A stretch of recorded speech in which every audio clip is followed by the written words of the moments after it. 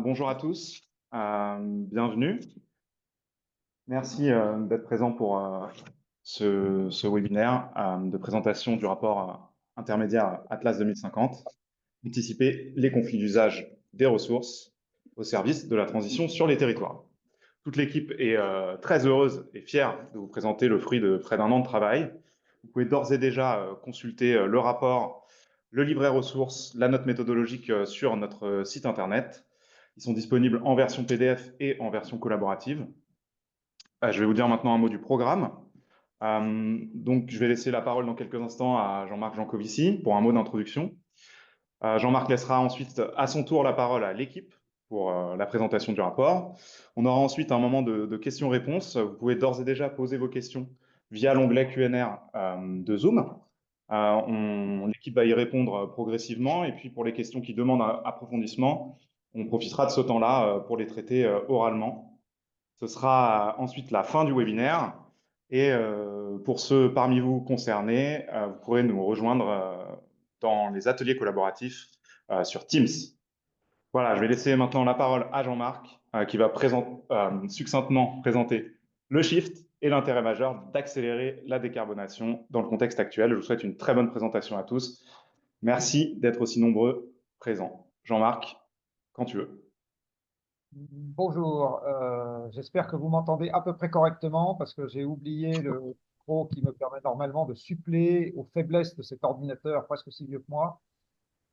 Alors, le Shift Project, pour celles et ceux qui ne nous connaissent pas, parce que il y en a une partie, j'imagine, qui ont déjà entendu parler de nous, est une association d'intérêt général créée en 2010, dont les membres sont des entreprises et qui a vocation à faire exister le sujet du changement climatique et de la transition énergétique dans le débat public. On va dire que c'est ça.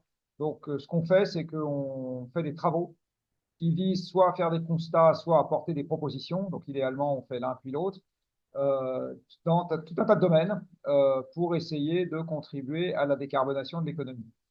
On considère que l'économie doit se décarboner pour deux raisons. La première, c'est que l'utilisation des énergies fossiles contribue au réchauffement climatique et que le réchauffement climatique est susceptible d'avoir plus d'inconvénients au bout d'un moment que l'usage des combustibles fossiles n'a d'avantage. C'est ça l'équilibre, la balance. Et la deuxième raison, qui est propre à l'Europe, celle-ci, c'est que nous sommes de toute façon en Europe déjà en décrue subie d'approvisionnement en combustibles fossiles. Dit autrement, même si on ne s'occupait pas du changement climatique en Europe, de toute façon, on en aurait de moins en moins parce que la disponibilité à l'échelle mondiale, régionale ou locale fait que on ne peut déjà plus en avoir de plus en plus. Et ça nous donne une deuxième bonne raison de nous occuper de la décarbonation de nos activités. Alors, on n'est pas complètement idiot. On sait très bien que les combustibles fossiles sont à l'origine du monde moderne. Et donc, de se décarboner, c'est un truc qui va être plus vite dit que fait, ou exactement que c'est pas du tout quelque chose qui est simple, qu'on peut traiter en marge du reste. On a parfaitement conscience de tout ça. Mais nous pensons quand même que notre intérêt, c'est d'y aller parce que, encore une fois, nous sommes, en Europe, de toute façon, dans une évolution pour laquelle on n'a pas tellement le choix. Le contexte actuel ne doit pas nous décourager de faire ça. La voie que se choisit les États-Unis, ben, c'est la voie que se choisit les États-Unis. C'est pas les seuls au monde, hein. La Chine, par exemple, pour le moment, ne décélère pas trop sur ses efforts de décarbonation. Alors, ils n'ont pas encore suffi à inverser la courbe. Il semblerait que ce soit le cas. Mais bon, on va attendre quelques années pour être sûr que c'est bien le cas. Si c'est le cas, ça sera évidemment une très bonne nouvelle. La Chine est un émetteur 3 fois plus gros que les États-Unis, hein, il ne faut pas l'oublier. En Europe, on n'a pas l'impression, enfin, on voit bien en ce moment qu'il y a un petit coup de froid, sans mauvais jeu de mots, sur les sujets de décarbonation. Notre analyse, c'est que ça va être transitoire parce que de toute façon, les fondamentaux font que il va falloir qu'on s'en occupe. Bon, il peut y avoir un tout petit, comment dire, le terme classiquement utilisé, c'est backlash, mais moi je le trouve beaucoup trop fort parce qu'il ne correspond pas du tout à ce qui se passe dans l'opinion. Donc, il peut y avoir quelques vaguelettes, on va dire, sur le moment, mais on pense que de toute façon, le train est en marche et qu'il ne va pas s'arrêter comme ça. En France, ce qui a probablement aujourd'hui été le plus, je ne sais pas si je dois dire préjudiciable, ce qui a mis c'est probablement beaucoup plus la dissolution de l'Assemblée que le sujet environnemental stricto sensu, puisqu'on voit également de l'attentisme actuellement, par exemple dans les embauches ou dans les investissements. Et ça, on est sûr que ça n'a strictement rien à voir avec la question environnementale. Voilà, et c'est pas parce que notre président, qui soit dit en passant, n'est plus vraiment aux affaires, puisqu'il n'a plus d'assemblée, a expliqué qu'il fallait supprimer la directive sur le devoir de vigilance, qu'on peut considérer que cette non-hirondelle fait l'hiver, et que maintenant tout le monde va oublier ses préoccupations. C'est pas l'impression qu'on a. Nous, on pense que les choses vont continuer à aller de l'avant. Voilà quelques mots introductifs et je recède la parole aux gentils organisateurs de webinaire. Bonjour à tous, merci Jean-Marc pour cette présentation. Donc, Jason Sagnez, moi je suis le coordinateur territoire et administration publique au sein du Shift Project. Alors, on est ravis aujourd'hui de vous présenter les travaux intermédiaires de notre projet Atlas 2050. La présentation d'aujourd'hui va se structurer en deux principales parties. La première, dans laquelle on va revenir sur l'intérêt pour nous de s'intéresser aux ressources locales dans le cadre de la territorialisation de la transition. Et la deuxième partie qui traitera de façon synthétique des premiers éléments de conclusion issus de nos analyses intermédiaires à ce stade de nos travaux. Un petit mot d'introduction avant de commencer. Alors, tout d'abord, pour vous rappeler que le travail qu'on va vous présenter aujourd'hui, c'est un rapport intermédiaire. Alors, pour ceux qui connaissent déjà les travaux du Shift Project, vous savez ce que c'est et vous savez que c'est un passage obligé et classique dans notre façon de fonctionner. Pour les autres, le rapport intermédiaire, c'est un document de travail, c'est un brouillon, c'est un document inachevé. L'objectif étant de montrer l'état d'avancement de nos réflexions, de nos idées, de notre méthodologie, de nos analyses et de nos éléments de modélisation, afin de recueillir un premier rapport critique sur le fond, sur des idées à intégrer ou bien à creuser dans la suite de nos travaux, et ce jusqu'à la publication du rapport final. Donc, l'objectif de ce webinaire, c'est de vous présenter dans les grandes lignes notre état d'avancement, l'état de nos travaux, et de mettre à disposition derrière sur le site internet des documents pour relecture afin de recueillir un maximum de commentaires, de remarques, de propositions, d'améliorations pour nous aider dans la finalisation de nos travaux. Donc, tous vos retours seront absolument précieux. Ça fait partie du jeu pour nous, c'est notre façon de faire. Et donc, ça permettra in fine d'avoir à la fin des travaux fournis et enrichis de l'intelligence collective des acteurs du secteur. Ensuite, un premier mot pour vous dire que les travaux qu'on mène depuis plusieurs mois sur la question des ressources et des risques de tension sur les ressources locales, elle s'inscrit dans la continuité des travaux qu'on a historiquement menés sur les territoires et même à l'échelle nationale. On a commencé à traiter la question en 2020 de la dimension territoriale de la transition et vers une économie bas carbone. On a publié 2 rapports depuis, en 2021 et 2022, dans lesquels on insiste sur, à l'échelle locale, les implications d'une transition, les risques à ne pas la mener, et également le rôle et la responsabilité des acteurs des territoires, que ce soit des acteurs économiques ou bien des acteurs politiques ou publics. En parallèle, on a publié en 2022, avec une réflexion nationale, le plan de transformation de l'économie française, qui adoptait une approche globale, systémique et cohérente du point de vue des lois de la physique et de la technique, et avec des projections à horizon 2050. Et avec cet exercice, on a commencé à mettre en exergue des enjeux de risque de conflit d'usage et d'arbitrage. Alors, depuis 2022, beaucoup de choses se sont passées. Et malgré le contexte actuel, il est incontestable que les enjeux environnementaux et de décarbonation ont pris une place croissante dans la priorité des décideurs, qu'ils soient politiques ou économiques. Et la question de se tourner vers la transition est moins dans le débat.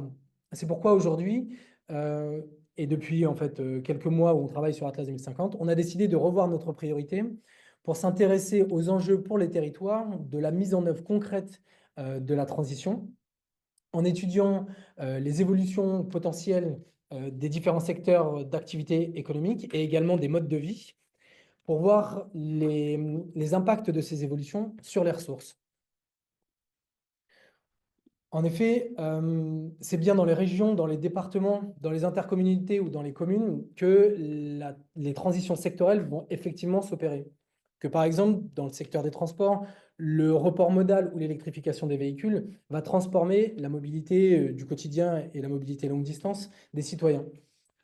Qu'il s'agit dès à présent d'isoler et de rénover les logements et les bâtiments, ou bien encore que les industries cherchent aujourd'hui des moyens pour se décarboner, voire se relocaliser, ou encore que les systèmes agricoles vont opérer leur mieux. Alors, quand on s'intéresse aux enjeux territoriaux de la mise en œuvre concrète de cette transition, un des premiers enjeux, c'est celui des différents potentiels de transformation pour chacun des territoires. En effet, en fonction des caractéristiques comme la topographie, la démographie, les spécialisations économiques ou encore les infrastructures, chaque territoire ne va pas se transformer et transitionner de la même façon. Si je reprends l'exemple de la mobilité, en fonction de la densité de population, des distances parcourues quotidiennement pour effectuer pour se déplacer, ou encore du maillage territorial en termes d'infrastructures de transport en commun, chaque territoire aura une capacité à effectuer un report modal de la voiture électrique, de la voiture thermique, pardon, vers des transports en commun et qui ne sera pas de la même nature. Et le corollaire, c'est que d'autres territoires vont pouvoir et auront un intérêt à électrifier des déplacements en véhicule plutôt qu'à se tourner vers des transports en commun. Donc ça, c'est effectivement le premier enjeu. Et puis le deuxième enjeu, il porte sur la substitution des fossiles, des énergies fossiles. Malgré les efforts de sobriété ou d'efficacité qui, dans chacun des domaines, va permettre de réduire la consommation globale des énergies, la substitution des fossiles va être nécessaire, elle va prendre une place importante dans la décarbonation. Et cette substitution des énergies fossiles, elle va reporter le poids physique des sources d'énergie décarbonées vers des ressources locales telles que la biomasse agricole, le bois et in fine l'eau et les sols. C'est par exemple déjà le cas pour le méthane issu des gaz fossiles que l'on cherche à remplacer par du biométhane issu de la biomasse agricole, de la méthanisation agricole. C'est également le cas, par exemple, pour les biocarburants que l'on fabrique à partir de biomasse agricole spécialement cultivée pour ces usages-là, comme par exemple le maïs, le soja ou le colza, qui utilisent des surfaces agricoles et également de l'eau. Et c'est encore vrai pour une partie du déploiement et du développement des énergies renouvelables qui risque d'accentuer la pression sur les surfaces agricoles et les sols de façon générale. Alors, ces ressources locales, elles sont d'une part jusqu'ici réservées à des usages principalement non énergétiques. Elles sont inégalement réparties sur le territoire et elles vont être, et leur disponibilité va être elle-même impactée par l'évolution du climat. Alors, dans ce contexte, on voit bien qu'on va vouloir sortir des énergies fossiles et on va devoir se faire avec les ressources locales qu'on aura. Finalement, on va basculer d'une contrainte un peu globale à une contrainte qui est plus locale.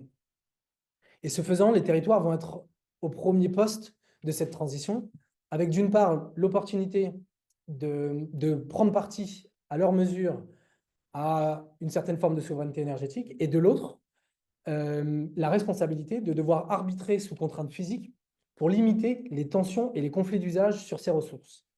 Alors, entendons-nous, quand on parle dans la suite de cette présentation de tensions, voire de conflits d'usage, on parle de difficultés d'accès à certaines ressources ou bien d'une compétition entre différents acteurs pour un même usage, pour différents usages pour une même ressource. Alors, le travail qu'on a mené, il s'inscrit dans une démarche plus globale du Shift Project, un programme d'action qui vise à proposer, à formuler des propositions en vue de peser pour les prochaines élections présidentielles. Dans ce cadre-là, on va mener un travail un peu ensemblier, similaire à ce qui avait été fait pour le plan de transformation de l'économie française, avec, encore une fois, un exercice de bouclage et de mise en cohérence. Dans ce cadre-là, le programme Atlas va contribuer au volet territorial de ce bouclage et va s'intéresser à cette mise en cohérence territoriale d'une stratégie de transition robuste pour qu'elle advienne d'ici à 2050. Alors nous, aujourd'hui, on en est au rapport intermédiaire. On a commencé nos travaux en 2024. On va poursuivre nos travaux jusqu'à la fin de l'année pour essayer de poser un diagnostic, poser un constat sur la caractérisation des risques de tension et de conflit d'usage sur les ressources. Et notre objectif, c'est qu'en 2026, on puisse, sur la base de ces constats-là, formuler des propositions pragmatiques en lien avec tout le travail qui sera fait dans le programme d'action Shift de façon générale, et également porter aussi nos travaux de façon diverse et variée. Alors, les objectifs qu'on s'est fixés pour le programme Atlas, on s'en est fixé 3. Le premier, c'est d'anticiper les risques de tension et de conflit d'usage sur ces ressources à l'horizon 2050. L'idée n'est pas de prédire l'avenir, mais bien d'essayer d'indiquer, sur la base de certaines hypothèses ou de certains scénarios, les enjeux pour les territoires liés à certaines évolutions. Des évolutions tendancielles socio-économiques, comme l'évolution de la démographie, l'évolution des modes de vie, des modes de déplacement, etc. Également l'évolution du climat, prendre ça en compte pour voir quelle va être la disponibilité de certaines ressources. Et également l'évolution liée à l'application de certains leviers de transition. Et donc, notre travail a consisté à regarder dans quelle mesure ces évolutions vont avoir un impact à la fois sur les consommations des ressources et sur la production ou la disponibilité de ces ressources-là. Et dans quelle mesure on peut à la fin caractériser ce risque de tension, voire de conflit d'usage. Un deuxième objectif, c'est d'étudier les schémas de gouvernance liés à ces ressources-là, et en particulier les modalités de gestion de ces tensions ou de gestion de crise liées à ces ressources-là.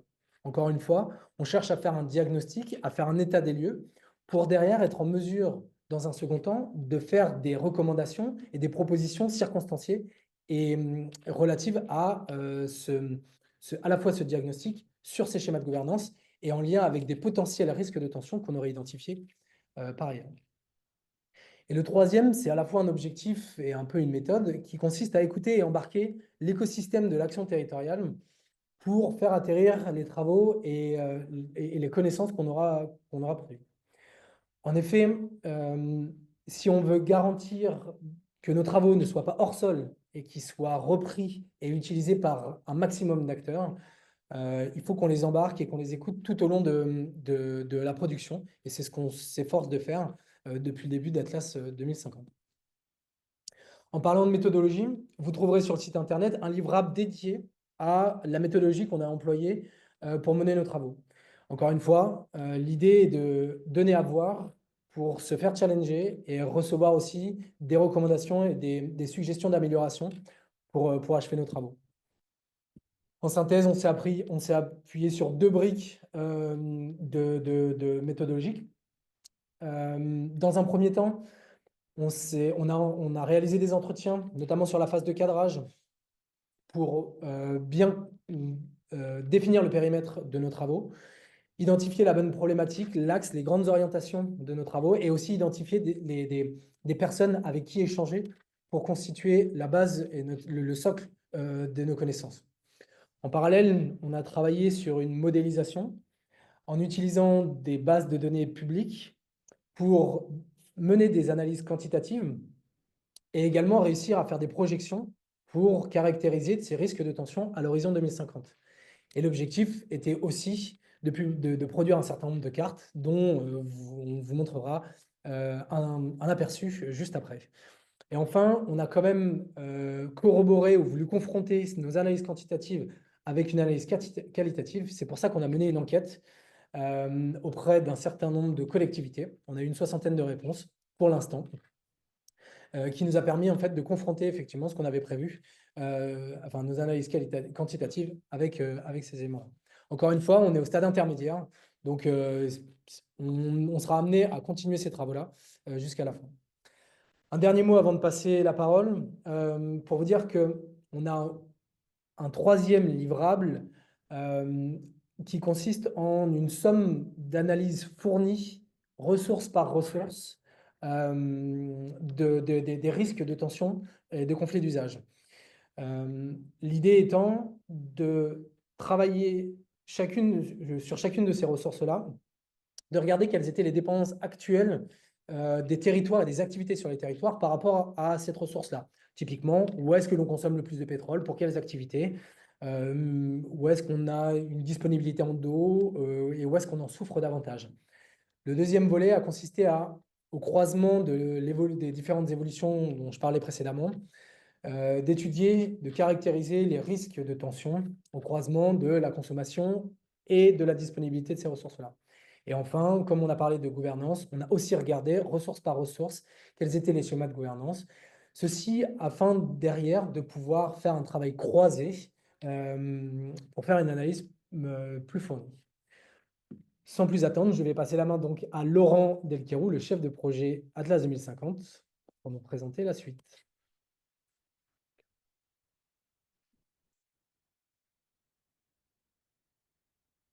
Bonjour à toutes et à tous, j'espère que vous m'entendez bien. Je suis Laurent Delquerou, donc chef de projet depuis 2020 sur les sujets qui s'adressent aux collectivités territoriales et aux acteurs territoriaux.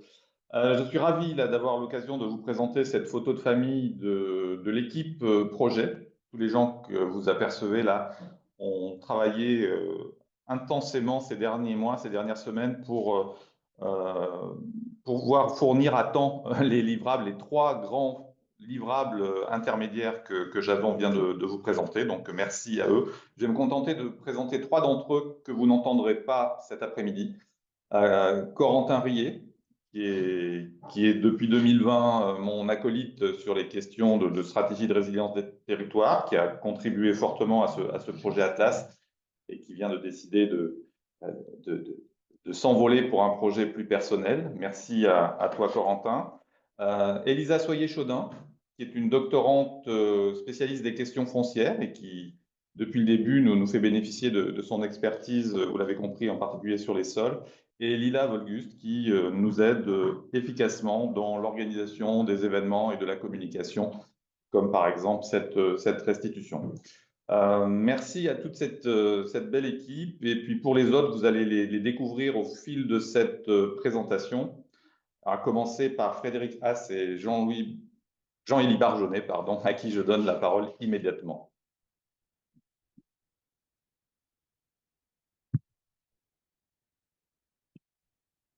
Bonjour à toutes et à tous, j'espère que vous m'entendez et me voyez bien.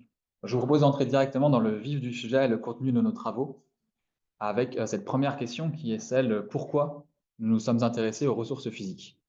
Alors, je vais vous partager certains constats qu'on a faits, sur lesquels on a basé nos travaux.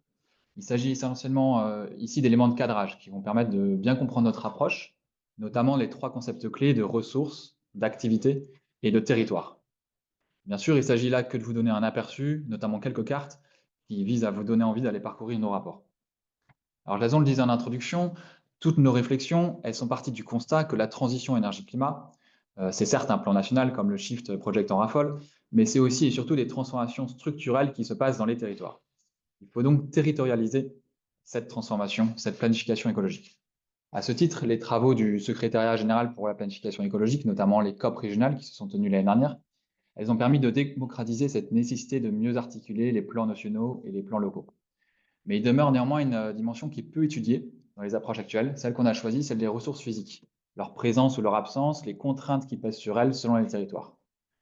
En effet, ces ressources, elles sont une condition sine qua non pour la réussite de la transition. Sans électricité, pas de substitution des énergies fossiles, sans sol, sans eau, pas de production d'électricité renouvelable, ou encore sans forêt, sans biomasse, sans sol vivant, pas de séquestration carbone, donc pas de neutralité carbone. En illustration, je vous propose cette première carte à droite où on voit où se situe la ressource bois en France. Chaque pic représente une intercommunalité. Plus il est haut, plus le territoire est boisé. Donc, ça nous permet rapidement de situer le fait que le quart nord-ouest de la France est moins forestier, que certains territoires dans l'Est, le Massif central, le pourtour méditerranéen le sont très fortement. La couleur, quant à elle, indique le taux de prélèvement en bois. Cette carte, elle peut nous donner des premières informations sur les territoires où on peut séquestrer du carbone, les territoires où on peut trouver le bois nécessaire à notre décarbonation. En bref, ces ressources, elles définissent un champ des possibles pour la transition, en fonction de leur disponibilité ou de leurs contraintes. Notons qu'au-delà de l'objectif de transition, il y a un autre enjeu très fort qui est celui de la souveraineté, dont on parle beaucoup ces temps-ci. Consommer une énergie produite localement, par exemple grâce à notre bois, notre eau, à la place de gaz importé, ça présente un bénéfice significatif sur le plan de cette souveraineté. On garde en mémoire la crise énergétique de 2022, qui a quand même représenté un surcoût de 68 milliards d'euros pour la balance commerciale française. Voilà, j'ai commencé à parler de ressources, des territoires. Je voudrais maintenant introduire une autre notion fondamentale dans notre projet, celle des activités, qui permettent à elles seules de répondre à nos besoins. Les ressources et les activités sont fondamentalement interdépendantes. En premier lieu, les activités sont dépendantes des ressources, parce qu'elles en consomment. Par exemple, sur cette carte, vous voyez les ressources énergétiques qui sont consommées par les territoires, pétrole, gaz, électricité, dans des quantités plus ou moins importantes. Dans les livrets ressources, on commence ainsi par dresser un état des lieux des usages actuels de chaque ressource, pour pouvoir ensuite imaginer leur évolution en 2050 et les risques associés. Certaines de ces ressources, notamment les ressources matérielles comme le bois, la biomasse, l'eau, le sol, sont par essence locales. Et historiquement, en fait, toutes les activités se sont développées en fonction de leur disponibilité locale. Par exemple, l'industrie dans les vallées montagneuses dotées d'infrastructures hydrauliques, la construction bois dans les régions forestières, les cultures céréalières dans les grandes plaines, etc. L'essor des énergies fossiles, il a chamboulé ces équilibres pour au moins deux raisons. D'une part, il a rendu possible une décorrélation territoriale entre le lieu des activités et le lieu où la ressource est disponible, grâce au développement des infrastructures et des moyens de transport. Et d'autre part, les énergies fossiles importées sont devenues omniprésentes dans toutes les activités et dans tous les territoires. Vous voyez d'ailleurs que sur la carte, le gaz, le pétrole, ça représente très souvent 3/4 de l'énergie consommée localement. En deuxième lieu, dans le sens inverse, les ressources aussi sont dépendantes des activités, parce que les activités produisent des ressources. Par exemple, si on considère l'électricité, la biomasse agricole, ce sont des ressources qui n'existent que parce qu'elles ont été générées par une activité. Et dans nos livrets ressources, justement, on va présenter des cartes de production de chaque ressource dans les territoires. Plus précisément, quand j'emploie le terme de production, en fait, ces activités elles consistent à transformer certaines ressources en d'autres ressources. Prenons l'exemple de l'activité agricole. Elle va consommer du sol, de l'énergie, de l'eau pour produire de la biomasse et, in fine, de la nourriture. Pareil pour l'électricité, la production électrique, elle consomme du sol, elle consomme des énergies primaires, parfois elle consomme de l'eau et elle produit de l'électricité. Donc les activités humaines, elles peuvent avoir des effets sur les ressources qui peuvent être positifs. Elles peuvent aggrader les ressources, par exemple la gestion durable de la forêt. Elle permet de produire du bois tout en régénérant la forêt. Mais elles peuvent aussi dégrader ces ressources, dans les cas de surconsommation, de pollution, d'appauvrissement et bien sûr de changement climatique. Je laisserai Jean-Élie approfondir ce sujet des pressions humaines par la suite. Et moi, je voudrais rajouter une couche encore sur des territoires. Rapprochons l'analyse des activités sur la question des territoires en se posant la question de quels sont les territoires qui consomment et quelles ressources, et quels sont les territoires qui produisent et quelles ressources. Les territoires ruraux, ils sont fortement producteurs de ressources grâce aux activités qui s'y déploient. On peut considérer l'agriculture et la sylviculture, bien sûr, mais aussi parfois l'industrie, la production énergétique, qui vont donc produire de l'énergie, de la nourriture, des matériaux de construction, au-delà de leurs propres besoins. La carte qui vous est proposée ici, elle montre au niveau régional le fait que certaines régions ont une balance des ressources excédentaires en matière de produits alimentaires et de bois, tandis qu'elle est déficitaire ailleurs.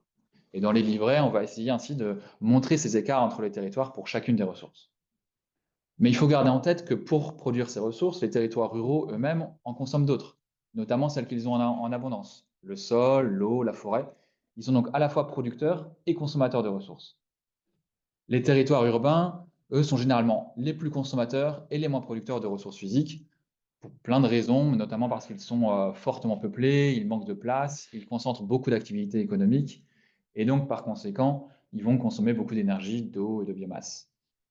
On observe donc, du point de vue des ressources, une dépendance des territoires urbains vis-à-vis des territoires ruraux. C'est un cas général, avec des exceptions, et il n'y a pas de jugement de notre part dans l'emploi de ce terme de dépendance. En réalité, même, il s'agit plus d'interdépendance que de dépendance. Aucun territoire, même très excédentaire sur plusieurs ressources, ne va être autosuffisant. Il ne pourra se passer des autres. 3 éléments pour témoigner de cette interdépendance territoriale. Le premier, c'est que les territoires partagent souvent une même ressource. Prenons le cas des bassins versants, des massifs forestiers, ou bien même encore des territoires qui consomment l'électricité issue d'une même centrale ou les carburants issus d'une même raffinerie. Dans ce cas, les acteurs ils doivent convenir de modalités d'usage de cette ressource qui est partagée. Deuxième élément, certaines ressources sont distribuées le long de réseaux, qui peuvent être naturels, par exemple les cours d'eau, ou artificiels, des réseaux, des canalisations. Et cette distribution va induire des relations de dépendance des territoires aval vis-à-vis des territoires amont, qui ont une influence forte sur la quantité et la qualité de la ressource qui parvient vers les territoires aval. Et enfin, troisième élément, si on ajoute un facteur temporel, les usages, les disponibilités des ressources, elles peuvent varier. Par exemple, en fonction de la démographie, en fonction d'un aléa naturel, en fonction de tendances macroéconomiques. Donc, cela va faire évoluer les balances des ressources et aussi les équilibres relationnels, le jeu d'acteurs entre les territoires.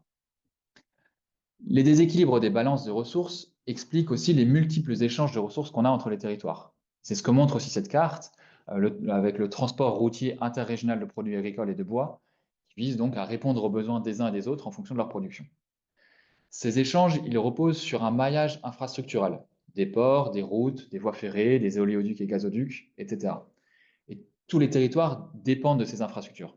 Dans nos livrets ressources, toujours, on présente ces supports infrastructurels dont dépendent activités ressources et leur répartition entre les territoires.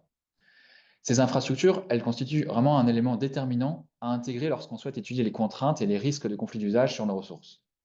Justement, pour évoquer ces risques, je vais donner la parole à Jean-Élie. Merci. Alors, je vais vous demander quelques secondes de patience. Il y a une nouvelle ressource en tension aujourd'hui, c'est la caméra. On est en train de faire un dernier petit réglage et la suite.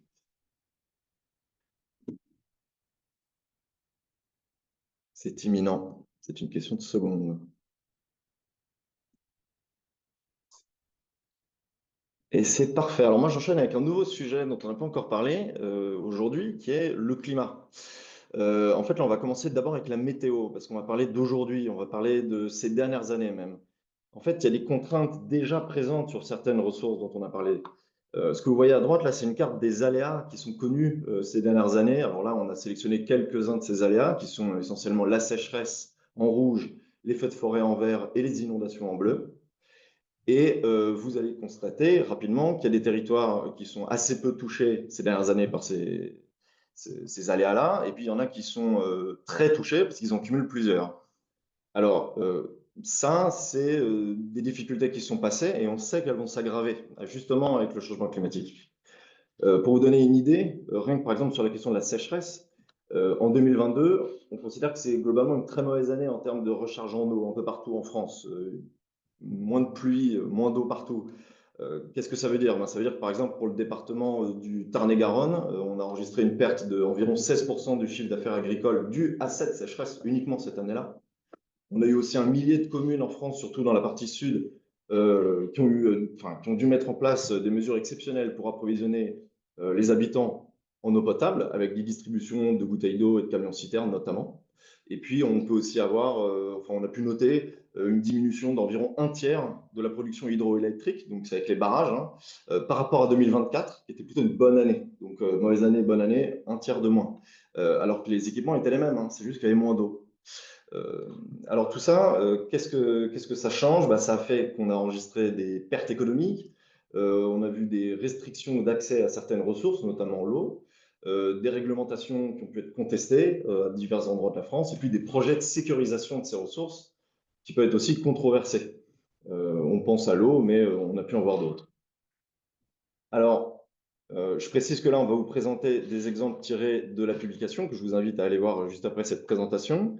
Mais une fois qu'on a parlé de tout ça, du présent et du climat, on a envie de parler de l'avenir. Donc là, je vous ai mis une carte sur le changement climatique qu'on sait qui va intensifier ces pressions locales dont on a pu parler, mais on va aller un petit peu plus loin. Alors, ce qui est intéressant avec le projet Atlas, c'est que quand on parle de changement climatique, on se base toujours sur la trajectoire TRAC.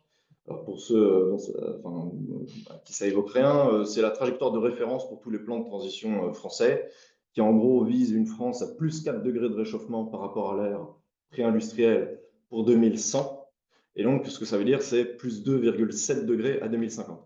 Voilà. Et donc ici, ce qu'on voit à droite, en fait, c'est une carte qui fait la conjonction entre une augmentation des sécheresses estivales, donc de cette trajectoire TRAC, avec des surfaces agricoles particulièrement sensibles. Donc là, on a listé par exemple le maïs, des prairies, des fruits et légumes. C'est des cultures qui n'aiment pas trop en été manquer d'eau. Et donc, on voit que d'un bout à l'autre de la France, on n'a pas du tout la même situation. Donc, il y a les territoires en rouge, c'est ceux qui vont avoir probablement plutôt des difficultés parce qu'ils seront plutôt en état de sécheresse l'été à l'avenir, alors qu'ils ont beaucoup de cultures sensibles. Et il y a d'autres territoires de France qui sont plutôt vers le vert. Et alors, c'est des territoires qui soit vont moins subir de sécheresse par rapport à d'autres en été, soit qui ont moins de cultures sensibles à la sécheresse. Donc en fait, il ne suffit pas de prendre un critère ou un autre, que le climat, que la culture, mais en fait, quand on les croise, on arrive à en dire d'autres choses. Typiquement, pour finir là-dessus, le changement climatique, d'après une étude du BRGM qui s'appelle Explore 2070, pour ceux qui connaissent, en fait, il est prévu que ça génère d'ici 2050, enfin, que le changement climatique génère d'ici 2050 une diminution du débit moyen des cours d'eau allant de 10% à 40% par rapport à maintenant, hein, l'été. Surtout, donc c'est quand même pas anodin du tout. Alors là, on a parlé de plein de choses, on a parlé du climat, on a parlé de plein de ressources, mais alors la transition dans tout ça. Nous, ce qui nous a intéressé, c'est que la transition, dans ce cadre-là, elle induit des risques qui menacent sa propre réalisation. Là, je vous ai mis une carte de la récolte de bois par département qui a eu lieu en 2022. Donc, le bois, généralement, on le récolte pour plusieurs usages là qu'on a pu lisser sur cette carte. Généralement, c'est du bois d'œuvre pour la construction ou pour rénover des logements. C'est du bois d'industrie, par exemple pour fabriquer des meubles, des choses comme ça, ou du bois énergie, donc on va brûler, c'est pour se chauffer généralement. Donc là, sur cette carte, on voit bien qu'il y a un genre de diagonale qui part du sud-ouest de la France jusqu'au nord, où on a des grosses bulles, c'est des territoires qui produisent, entre guillemets, qui récoltent beaucoup de bois. Bon, alors ce n'est pas les mêmes usages d'un territoire à l'autre, ça on arrive à le voir. Maintenant, si on repense à tout ce qu'on a pu se dire jusque-là, si on parle de transition, si on a une transition, on a un plan national qui se dirait, par exemple, on aimerait 2 fois plus de bois à l'échelle nationale parce qu'on a envie de construire avec davantage de bois, on a envie de rénover beaucoup de logements, on a besoin de beaucoup de bois, on a envie de se chauffer davantage avec du bois parce qu'on ne veut plus le faire avec du gaz. Et bien, si on a un tel plan qui se dit on veut 2 fois plus de bois et que j'applique, par exemple, ce changement climatique à venir qui risque de mettre en péril la forêt de la moitié sud de la France, parce que sécheresse, parce que maladie, parce que feu de forêt, qu'est-ce que ça veut dire pour les autres territoires qui ne sont pas du Sud et qui font du bois, qui en produisent? Est-ce que ça veut dire qu'on va leur en demander toujours 2 fois plus? Est-ce qu'ils vont devoir compenser les territoires qui vont avoir du mal à le faire? Est-ce que ça veut dire que dans les Vosges, on va leur demander 4 fois plus de bois, ou 6 fois plus? On ne sait pas. Mais la question se pose. Et du coup, un plan national, quand on y réfléchit à l'échelle territoriale, il y a plein de choses à dire. Et donc là, la question, c'est parmi tous ces territoires, en fait, qui peut se transformer? De quelle façon? Et puis, quel va être son rôle national? C'est vraiment ça la question. Alors, ces questions de transition, elles ne sont pas uniquement liées au changement climatique. Ça concerne tous les secteurs de la société. Donc là, je vous ai mis un autre exemple qui n'a rien à voir avec le changement climatique, mais qui parle toujours de qui peut se transformer. Donc on l'a évoqué tout à l'heure rapidement, Jason en a parlé, on a fait allusion à la mobilité, au report modal, par exemple. De se dire, bon, pour aller au travail, pour aller faire mes courses, pour aller à un repas de famille, est-ce que je peux arrêter de prendre ma voiture qui consomme plein de pétrole et utiliser plutôt un vélo, un bus, le métro? Et alors, ça, globalement, tout le monde sait qu'on a envie d'aller plutôt vers ça, dans tous les plans nationaux classiques. Mais là, sur la carte que je vous ai mis à droite, on voit des zones qui sont plus foncées que d'autres. Et ces zones foncées, ce qu'on a voulu représenter ici, c'est la capacité de territoire. Donc là, c'est plus petit que le département, hein. Là, c'est des intercommunalités, c'est des groupes de communes. Parmi tous ces territoires, lesquels ont le plus la possibilité de demander à leur population de lâcher la voiture pour ce bus, pour ce métro, et que ça soit faisable physiquement. Et donc, on remarque qu'il y a des territoires qui ont une densité de population et qui sont très urbanisés, qui est assez forte. Et pour ces territoires-là, c'est plus facile de dire, eh bien, je vais utiliser les transports en commun ou mon vélo pour me déplacer, parce que ce sont des territoires où les trajets sont généralement plus courts, et c'est généralement des territoires tellement plus denses que c'est facile d'y mettre des réseaux de transport en commun. Généralement, on voit quelques centres urbains là, qui sont très colorés, et autour, des sortes de couronnes plus claires, parce que pour ces territoires-là, c'est des gens qui ont plutôt l'habitude de prendre la voiture pour faire des trajets beaucoup plus longs, généralement pour se rendre dans le centre urbain qu'elles entourent, que ce soit pour le travail ou n'importe quelle autre activité. Et donc, eh ben, même à l'échelle nationale, se dire on arrête la voiture et on passe à autre chose, eh ben, on voit que localement, il y a des possibilités très différentes. On a l'intuition, mais quand on voit la carte, on s'en rend compte.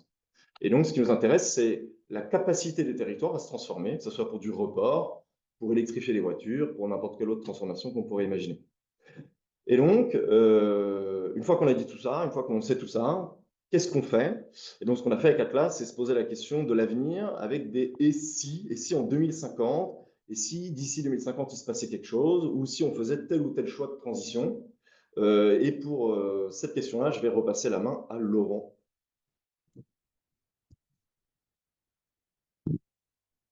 Merci Jean-Élie. On attaque la deuxième partie de notre présentation, celle qui va vous pointer, qui va illustrer un certain nombre de risques, de résultats provisoires, intermédiaires de nos travaux. On va continuer justement à se raconter des histoires. Je vais passer un tout petit peu de temps sur cette diapo pour illustrer la façon dont on a raconté, on a illustré les risques de tension, de conflit d'usage de ressources à l'horizon 2050. Tout d'abord, quelques mots sur notre définition des risques. Elle est assez classique. Pour nous, un risque, qu'il soit à 2050 ou autre, c'est d'abord un événement, une transformation exposée sur un territoire qui lui-même a plus ou moins de vulnérabilité par rapport à une ressource donnée, une ressource qui est produite ou consommée sur ce territoire. Ça veut dire quoi? Ça veut dire qu'en fait, toute notre capacité à illustrer des risques à l'horizon 2050 repose finalement sur notre capacité à nous raconter des histoires, c'est-à-dire à formuler des hypothèses. Et si à l'horizon 2050, on décidait de mettre en œuvre telle transformation, d'appliquer tel objectif national, qu'est-ce que ça donnerait? Qu'est-ce que ça donnerait en matière de ressources sur le territoire qui nous intéresse? Donc, on va illustrer ça tout de suite avec deux exemples. Un premier exemple qui est relatif à la biomasse. Et si on cherchait à relocaliser des productions de biomasse agricole pour des objectifs énergétiques, alimentaires, etc. Donc là, par exemple, le schéma récapitulatif que vous avez sous les yeux, c'est un schéma qui illustre la ressource sol.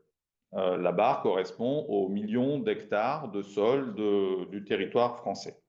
Et qu'est-ce que nous avons voulu illustrer avec ce graphe, ce visuel sur la partie droite? C'est finalement la quantité de sol dont on aurait besoin si l'histoire que l'on veut se raconter, c'est-à-dire la relocalisation d'un certain nombre de productions de biomasse agricole, advenait à l'horizon 2050. Alors vous avez en bas les hypothèses, les transformations que nous avons simulées, que nous avons modélisées.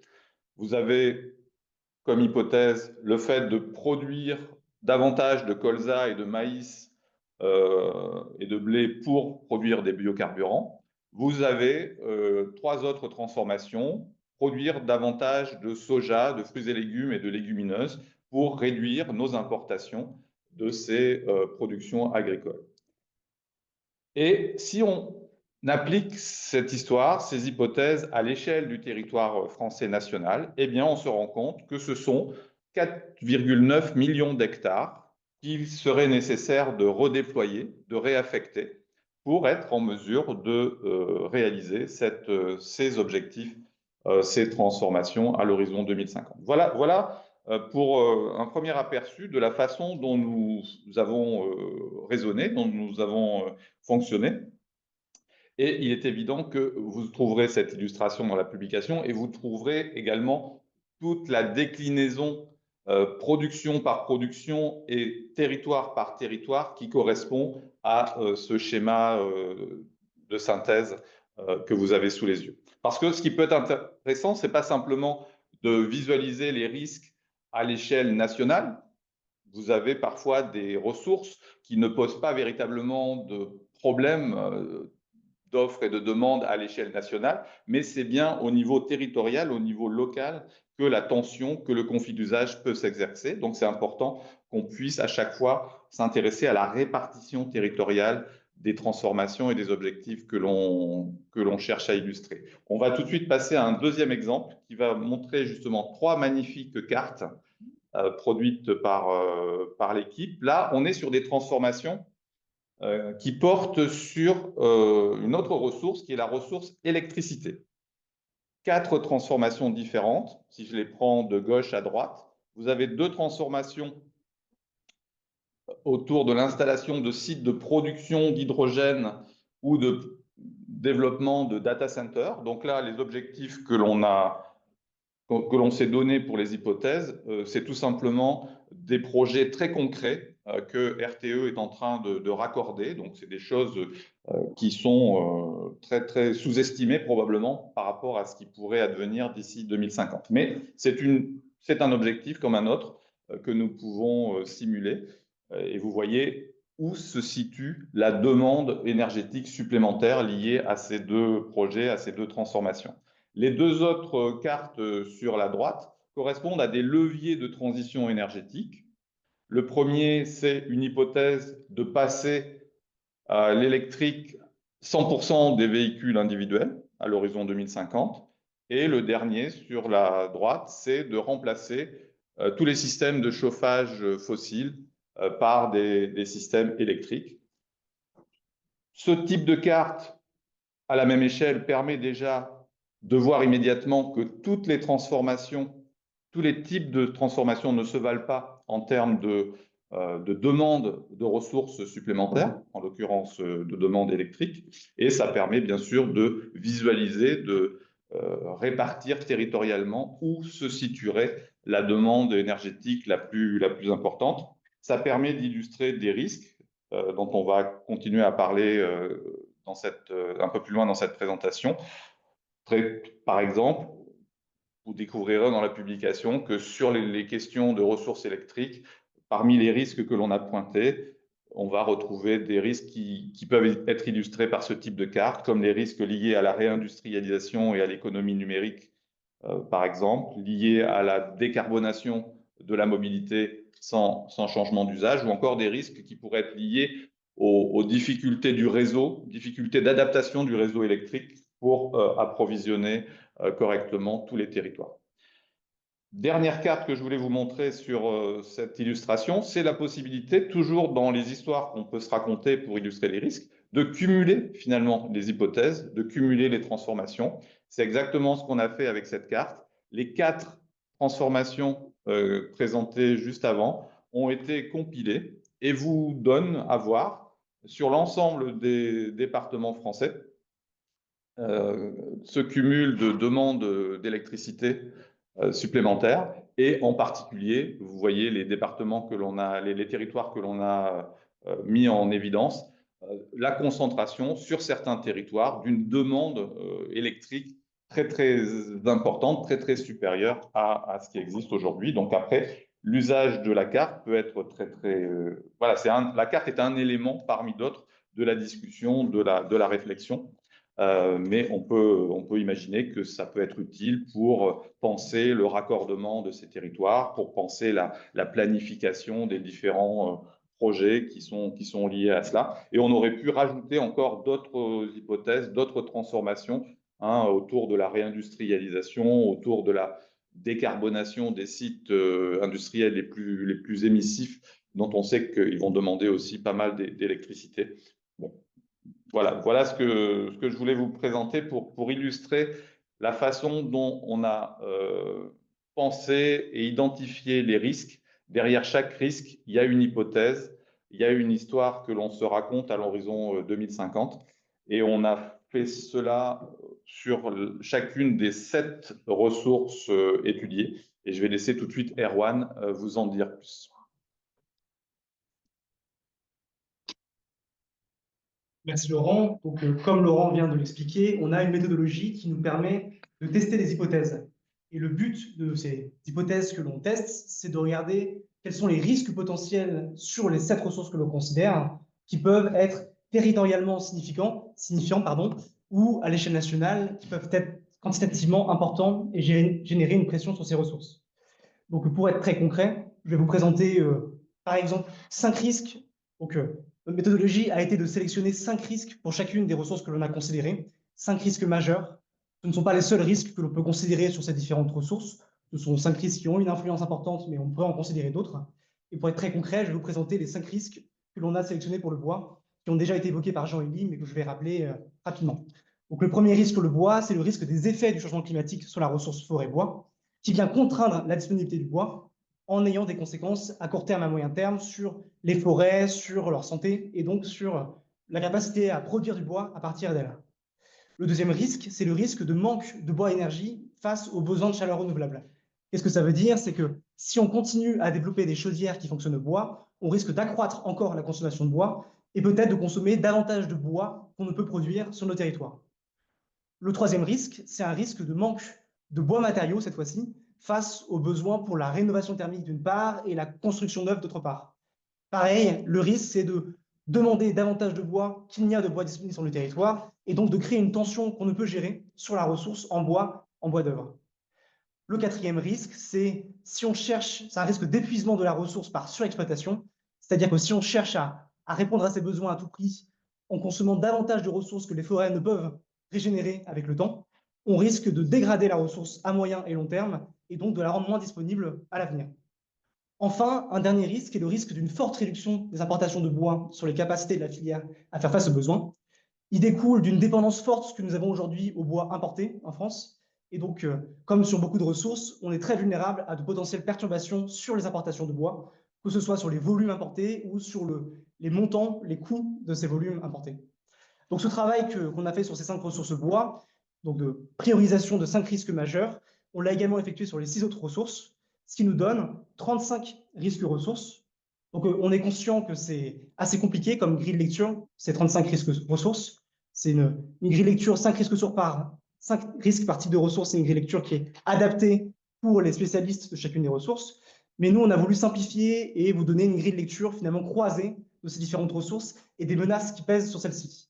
Et donc, pour cela, on a sélectionné finalement 4 catégories de risques parmi ces 35 que je vais vous présenter, prendre le temps de vous présenter. Avant de les présenter l'un après l'autre, je vais vous présenter les 4 à la suite. Donc, ces 4 familles de risques sont les suivantes. La première famille, c'est un risque de nouvelle pression liée à la relocalisation des productions. On a parlé de relocalisation d'énergie, d'industrie, alimentaire également. La deuxième famille de risques, c'est une famille qui est liée aux contraintes du changement climatique et des pollutions, qui viennent contraindre la disponibilité de la ressource. La troisième famille de risques, c'est une famille qui est liée à la difficulté de certains secteurs à réduire leur consommation de ressources en énergie ou en matériaux. Et enfin, la dernière famille, c'est une famille de risques de finalement ne pas avoir suffisamment de disponibilité de ressources locales pour répondre aux besoins et donc de devoir maintenir des importations, voire les augmenter. Maintenant, je vais prendre le temps de les détailler, chacune de ces familles, et de donner des exemples concrets pour les comprendre bien. La première famille de risques, je l'ai dit, c'est un risque lié à la relocalisation de certaines productions. Donc, l'exemple qu'on a pris ici, c'est un exemple que Laura a présenté tout à l'heure. C'est le risque lié à l'apparition de nouvelles industries sur les territoires ou au développement de data centers sur les territoires. Donc, la conséquence très concrète de ces choix sur les territoires, c'est d'accroître localement la demande en électricité. Et donc de générer une pression sur cette ressource en électricité. Cette tension sur l'électricité, on la retrouve également du fait de la relocalisation des productions énergétiques. Laurent l'a évoqué sur les surfaces agricoles, de même sur les productions alimentaires, sur les surfaces agricoles aussi, mais aussi sur les consommations en eau, par exemple pour les fruits et légumes. Et donc, on voit qu'il y a vraiment une pression nouvelle générée par ces relocalisations. La deuxième famille de risques que l'on a identifiée, c'est une famille de risques qui concerne cette fois-ci 2 tendances liées aux activités humaines. D'une part, le changement climatique, qui vient contraindre la disponibilité des ressources. Par exemple, ici, sur l'eau, on sait bien, on l'a vu dans les dernières années, que le changement climatique génère des sécheresses qui peuvent être importantes localement et donc diminue la ressource qui est disponible, par exemple, pour l'irrigation. Et il y a aussi l'effet des pollutions ou des dégradations humaines qui, à court terme, à moyen terme et à long terme, viennent contraindre les ressources qui sont propres à l'utilisation. Et donc, il faut attaquer de front à la fois le changement climatique, avec l'atténuation et l'adaptation, et ces pollutions à la source pour éviter de se retrouver demain avec des ressources qui ne sont pas utilisables. Ensuite, une troisième famille de risques, c'est une famille de risques liée à la difficulté à faire la transition dans un certain nombre de secteurs, donc une difficulté à réduire les consommations de certains secteurs. C'est le cas des transports, de l'industrie, du bâtiment, 3 secteurs qui sont très consommateurs, notamment en énergie fossile. Donc on a pris ici l'exemple du gaz. Finalement, le risque qui court, ce serait le risque de ne pas suffisamment effectuer la rénovation énergétique des bâtiments, en particulier les bâtiments qui consomment du gaz aujourd'hui. Ce risque-là conduirait finalement à continuer à dépendre du gaz pour le chauffage à 2050, avec toutes les conséquences qu'on peut imaginer en cas, par exemple, de problème d'approvisionnement. Et ça me mène à ma quatrième famille de risques, qui est un risque de ne pas avoir suffisamment de ressources locales, par exemple du biométhane pour répondre aux besoins de gaz des territoires, et donc de devoir continuer à dépendre des importations étrangères. Et donc ici, j'ai repris l'exemple que j'ai évoqué tout à l'heure sur le bois. On dépend encore fortement des importations de bois. Et donc, selon la disponibilité locale des ressources, selon nos objectifs de consommation, on risque de ne pas avoir suffisamment de bois à la fin. Donc voilà 4 familles qui sont pour l'instant une catégorisation provisoire qu'on a effectuée sur les 35 risques. Elle a vocation à évoluer et donc on est très intéressé, donc déjà que vous preniez le temps de, si ça vous intéresse, d'aller approfondir ces différents risques et ces grandes catégories de risques, et bien sûr à nous faire des retours sur la manière dont on a présenté les choses, priorisé. Tout ça a vocation bien sûr à s'améliorer d'ici le rapport final. Et à ce propos, je vais repasser la parole à Laurent pour entamer une conclusion pour cette présentation du rapport intermédiaire. Merci. Oui, on arrive au terme de notre présentation. Quelques éléments conclusifs, ou au moins, disons, sur les prochaines étapes. La principale, c'est évidemment notre volonté de bénéficier de vos retours, de vos propositions, de vos suggestions sur le fond, sur la forme des 3 documents que vous avez sous les yeux. Je vous le rappelle, de gauche à droite. Le document principal d'une centaine de pages. Au milieu, le livret ressources qui décrit pour chacune des 7 ressources les enjeux clés et les tensions à 2050. Et enfin, la note méthodo sur la droite qui vous décrit la façon dont on a à la fois modélisé toutes ces données et écouté les acteurs de terrain. Donc, la prochaine étape, c'est d'abord et avant tout d'écouter vos retours, de les intégrer et d'améliorer, voire de transformer la matière, le matériau que nous partageons aujourd'hui. La deuxième chose qui est importante et qui, je suis sûr, va intéresser beaucoup d'entre vous, c'est que là, pour l'instant, on a parlé de carte nationale.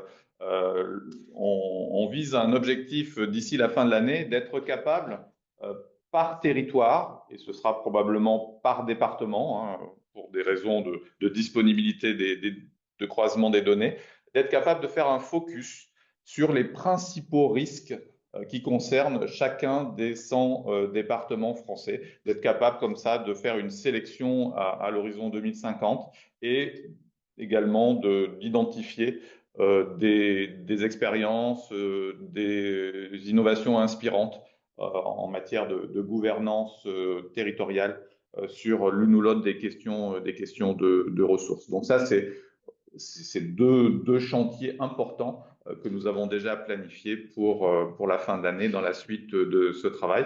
Et je vais laisser Jason compléter immédiatement cette présentation. Je vous remercie. Merci Laurent. Un dernier point juste pour finir sur ce qui va nous occuper jusqu'à la fin 2025, c'est de préparer la phase de portage de nos travaux. Parce qu'en effet, rédiger des rapports, c'est pas une fin en soi, c'est pas l'aboutissement de notre travail, c'est au contraire le début de quelque chose derrière qui consiste à diffuser ces connaissances, ces propositions au plus grand nombre d'acteurs qui sont concernés directement ou indirectement par nos sujets. Et dans le cas présent, le nombre de personnes ou d'acteurs concernés est important.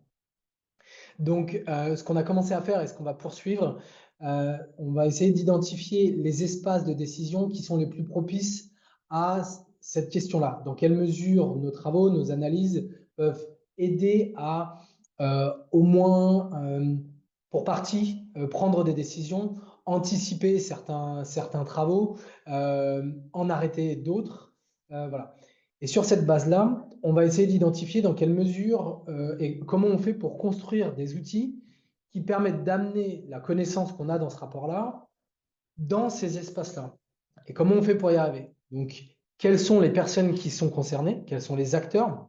Que ce soit des praticiens, que ce soit des élus, que ce soit des accompagnateurs, voilà. De quoi ces acteurs-là ont besoin pour utiliser notre matière dans le cadre de leur quotidien et de leurs travaux. Donc ensuite, on va concevoir et produire ces outils-là. Et enfin, au Shift Project et autour de la table, on n'est pas suffisamment nombreux pour aller toucher tout le monde. Et donc, ce qu'on va chercher à faire aussi, c'est d'embarquer un certain nombre de personnes et d'acteurs, encore une fois, pour porter nos travaux, pour utiliser les outils qu'on aura conçus et faire comme une caisse de résonance pour en fait démultiplier la diffusion de tous ces objets-là. Pardon. Alors, pour y arriver, on s'aide en général de l'association The Shifter, qui est une association de bénévoles qui porte soutien au Shift. Et historiquement, les shifters nous ont toujours aidés dans cette mission-là. Et c'est sur ce projet-là, aussi sur eux qu'on va compter. Néanmoins, on va aussi essayer d'élargir le cercle de personnes qui peuvent nous aider et faire un appel à contribution aussi à tous ceux qui souhaitent contribuer de près ou de loin à ces différentes actions, que ce soit nos partenaires technico-financiers et tous ceux de bonne volonté. Donc, si vous aussi, vous avez envie, vous pouvez, au-delà de commenter nos travaux, vous manifester pour ces actions-là. On arrive à la fin de cette présentation. Juste un dernier mot. On a l'intime conviction que tout ce qu'on mène jusqu'ici, ça peut utilement servir à alimenter les débats et les réflexions sur les enjeux de transition au niveau territorial. Je le redis une dernière fois, comme on est au stade de rapport intermédiaire, on appelle à un maximum de contributions de votre part directement, de personnes qui potentiellement peuvent avoir aussi un avis, que vous connaissez, qui peuvent aussi avoir un avis sur nos travaux. Et puis enfin, du coup, on vous donne rendez-vous, au-delà de vous donner rendez-vous dans ces documents partagés, on vous donne rendez-vous d'ici à la fin de l'année pour la publication de notre rapport final. Merci pour votre attention et puis maintenant, on est disposé à répondre à toutes vos questions.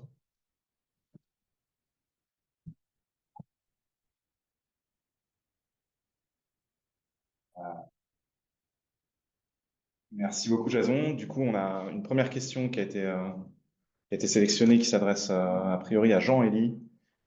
Si tu veux bien répondre, la question, ça questionne le fait qu'on n'analyse pas les minéraux et les métaux. Jean-Élie, est-ce que tu veux répondre?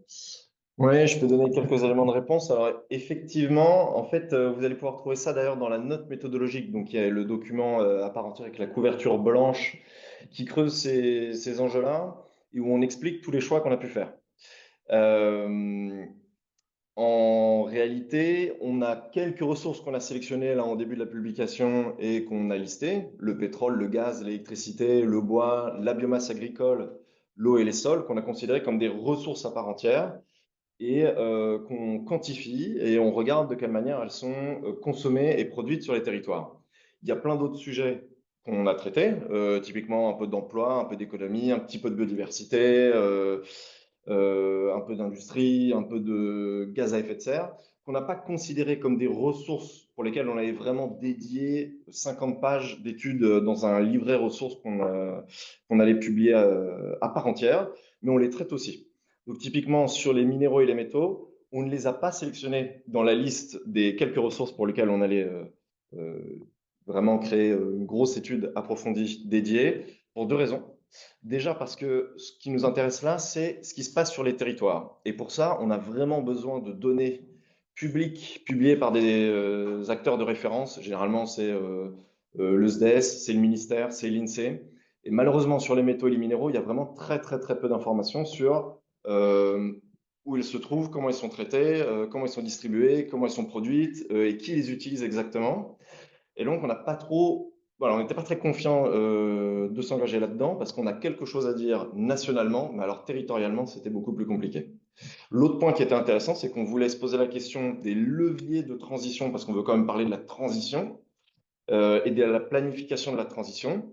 Et là aussi, il y a assez peu de choses qui concernent les métaux et les minéraux, parce que même s'il commence à avoir certaines études qui nous disent ah, on risque d'avoir beaucoup besoin de sable ici et de tel métal là, en réalité, les plans de transition, pour l'instant, proposent assez peu de substituts qu'on pourrait obtenir chez nous. Donc, par exemple, si on se dit on arrête de construire avec tel élément et à la place on utilise du bois, ah, là on peut le faire. Si on se dit on arrête d'importer du pétrole et on fait du biocarburant chez nous, ça on peut le faire. On arrête d'utiliser du métal et à la place on remplace par quoi? Ah, on ne sait pas. On l'a pas chez nous. Et voilà, c'est un peu ça l'état des lieux pour l'instant. Et donc, on n'avait pas grand-chose à dire sur la transition des métaux. Et donc ça, plus le manque de données, a fait que ce soit les métaux ou les minéraux, on les a en tête. Et voilà. Alors bien sûr, ça c'est l'état où on en est maintenant. Mais si vous avez des idées, si vous avez des données, si vous avez des acteurs en tête qui pourraient nous aider à creuser ce sujet, eh ben, on est très preneurs. Merci Jean-Élie.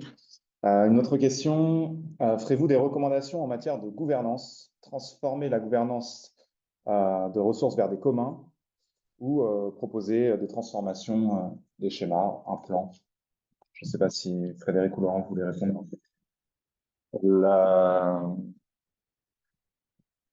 L'opérationnalisation, enfin le caractère concret et utile de tout ce qu'on a commencé à faire implique que ça trouve sa place dans la gouvernance, dans les gouvernances, c'est-à-dire dans la façon dont les décisions sont discutées et sont prises sur les territoires, à toutes les échelles, que ce soit au niveau local, régional ou national. Donc oui, in fine, l'objectif, c'est bien de voir comment on peut intégrer ces questions-là, comment on peut intégrer cette préoccupation des contraintes physiques de ressources à moyen terme dans la gouvernance aujourd'hui des transitions des territoires. Alors comment on le fait? On le fera avec les gens qui sont aux manettes.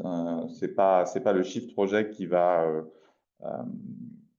proposer sa méthode de gouvernance. C'est plutôt, on va plutôt, comme on a commencé à le faire, analyser la façon dont aujourd'hui les acteurs sur les territoires gèrent déjà des contraintes de ressources. Il y a aujourd'hui des instances de gouvernance plus ou moins complexes selon les ressources. Vous connaissez tous les différentes gouvernances de l'eau à toutes les échelles de bassins. Il y a une gouvernance comme ça pour pas mal d'autres ressources. On va, dans un premier temps, commencer par croiser un peu les analyses que l'on peut faire de ces différents types de façons de gérer les ressources, de la façon dont elles sont adaptées ou non aux risques que l'on pointe et que l'on met en évidence, et avec les acteurs de ces gouvernances-là, voir quelles pourraient être justement des pistes d'amélioration, de propositions pour faire évoluer les types, les modes de gouvernance existants. Donc oui, on sera probablement amené à faire des recommandations avec les partenaires, de la même façon qu'il y a toute une série de messages qui peuvent relever de la gouvernance, qui pourront aussi s'adresser dans un deuxième temps à un échelon plus national, puisque pour mieux gérer ces contraintes physiques à l'échelle des territoires, il y a toute une série de règles du jeu, de priorisation peut-être à renforcer au niveau national. Et ça, je pense que ça nous amènera aussi, avec les partenaires concernés, à porter un certain nombre de recommandations, y compris à cette échelle-là, ce qui, en termes de timing par rapport aux prochaines échéances nationales, pourrait bien matcher, bien correspondre. Voilà ce que je peux dire à ce stade. Merci beaucoup, Laurent. Une dernière question avant de se séparer. Est-ce que vous avez pensé à la régionalisation des résultats pour affiner l'échelle ou à des locaux, intercommunalités, communes? Je ne sais pas qui de vous peut prendre le... Ok, très bien. À tour de rôle, Jean-Élie. Allez, je commence. Alors effectivement, et ça aussi vous le verrez dans la note méthodologique pour ceux qui ont envie de s'amuser à comprendre comment on a fait tous les calculs. Là, on vous a montré beaucoup de cartes. D'un point de vue modélisation et d'un point de vue publication, c'est-à-dire ce qu'on va mettre dans la publication, on a essayé autant que possible d'avoir des données et pouvoir fournir des analyses à la maille la plus fine possible. Donc parfois les communes, parfois les intercommunalités, parfois les départements, et voilà, on essaie d'aller au plus fin. Et quand on est capable de dire quelque chose à la maille la plus fine, eh ben, en fait, on est capable de le dire aussi à une maille supérieure. Donc, si on a des conclusions à rendre sur des départements, on est capable de donner des indications à l'échelle régionale également. Voilà, ce qui était intéressant en termes de taille de territoire la plus fine possible, c'est que ça nous permet de montrer des différences d'un bout à l'autre de la France, alors que plus les territoires qu'on analyse sont gros, moins on voit de détails, moins on se rend compte qu'il y a une tendance spécifique à tel endroit de la France plutôt qu'à une autre. Parce que plus on a une grosse maille, plus ça fait des moyennes de choses qui se passent à l'intérieur. Voilà. Et on a prévu, d'ici le rapport final en tout cas, en fin d'année, d'aller plus loin sur ces choses-là. Et d'ailleurs, s'il y a des éléments qui vous viennent en tête, où vous pensez qu'il faudrait que ça soit plutôt étudié à telle maille plutôt qu'à telle autre, et que des comptes rendus à des mailles plus élevées, régionales, voire nationales, seraient intéressantes, eh ben, n'hésitez pas à le proposer sur les documents qui sont collaboratifs, qui sont accessibles en ligne d'ailleurs sur la page de l'événement. Vous pourrez retrouver les documents en PDF, mais aussi en Google Doc. Et donc, vous aurez la capacité de laisser des commentaires publics à l'équipe pour donner votre avis là-dessus. Voilà, je passe à Jason, peut-être qu'il veut compléter. Pour compléter, pour dire que les éléments quantitatifs qu'on a pu présenter, on est effectivement contraint par, en termes de données pour faire un certain nombre d'analyses, mais on ne se prive pas de faire des analyses qualitatives à différentes mailles. Et donc, c'est ce que vous retrouverez dans la publication et qu'on continuera à faire. C'est-à-dire, même si au niveau des projections, on n'est pas capable d'avoir des données suffisamment fines et à une maille infra-départementale, en tout cas, on ne s'interdit pas de raconter des choses de façon qualitative. Voilà. Juste avant de conclure et pour rebondir sur les commentaires, au-delà de ce que vous pourrez faire sur les documents partagés, on a aussi une adresse mail générique pour envoyer toutes vos suggestions, recommandations, commentaires. C'est territoire@theshiftproject.org avec un S à territoire. Et de toute façon, vous retrouverez ça aussi au début de chacun des livrables. Donc, voilà. Merci Jason. Merci à tous de nous avoir suivis aussi nombreux. On vous donne rendez-vous pour le rapport final dans quelques mois. Et on vous remercie encore de votre présence aujourd'hui. C'est très énergisant et je suis sûr que l'équipe aura à cœur de prendre en compte tous vos retours, notamment ceux dans les ateliers collaboratifs qui vont avoir lieu dans quelques minutes. On se retrouve sur Teams pour les concernés. Très bonne fin de journée à tous et à bientôt. Merci.